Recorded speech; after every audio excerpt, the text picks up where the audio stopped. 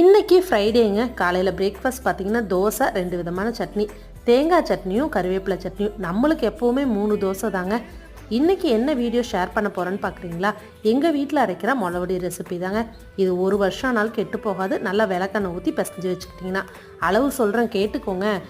1 kilo மிளகாய், 1/2 kilo கொத்தமல்லி, ஜீரகம், மிளகு, கடுகு, வெந்தயம் இது எல்லாமே 50 கிராம் எடுத்துக்கணுங்க.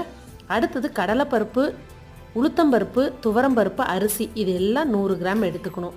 அடுத்தது பெருங்காயம் ஒரு 20 ரூபாய்க்கு எடுத்துக்கோங்க. சோம்பு ஒரு 5லேருந்து 10 ரூபாய்க்கு கேட்டு வாங்கிக்கோங்க. விரலி மஞ்சள் 200 கிராம். இது எல்லாம் தனித்தனியாக காய வச்சு அதுக்கப்புறமா வறுத்து அரைக்கணும். கருவேப்பிலை தேவையான அளவு போட்டுக்கோங்க. அடுத்தது விளக்கெண்ணெய் ஒரு 1/4 லிட்டர் வாங்கிக்கோங்க. நான் சொல்லியிருக்கிற அளவுக்கு. இதோட ஃபுல் வீடியோ சேனலில் இருக்குது, பார்த்துக்கோங்க. நல்லா ஆற விட்டு மிஷினில் கொடுத்து அரைச்சிங்கன்னா 1 வருஷம் ஆனாலும் கெட்டு போகாது. விளக்கெண்ணெய் ஊற்றி பிசையணும் கடைசியாக.